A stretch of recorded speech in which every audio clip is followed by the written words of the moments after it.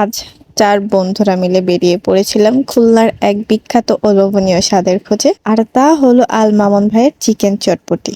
অনেক শুনেছি এই চটপটির নাম, কিন্তু আজ নিজে এসে বুঝলাম কথার চেয়ে স্বাদ অনেক অনেক অনেক বেশি বলার মতো। দোকানে পৌঁছাতেই ভাইয়াকে বললাম চিকেন চটপটিটা বানিয়ে দিতে, আর শুরু হয়ে গেল চটপটি তৈরি করার দৃশ্য। প্রথমেই ভাইয়া বাটিতে দিলেন নাগামরিচ, তারপর একে একে যোগ হলো নানান রকমের সুগন্ধি মশলা আর টক।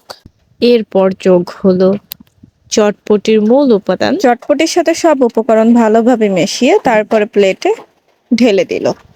তারপরে দিয়ে দিল ক্রিস্পি নাচোস, আর এরপর চটপটির উপরে দিয়ে দিল ডিম কুচি, আর সব শেষে চিকেন দেওয়ার পালা। আর এরপরেই দিয়ে দিল চটপটির উপরে চিকেন। আর এভাবেই আজকের চিকেন চটপটিটা খাওয়ার জন্য প্রস্তুত।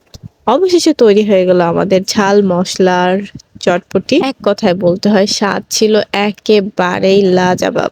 খুলনার মধ্যে এত সুন্দর চটপটি যা অসাধারণ ছিল।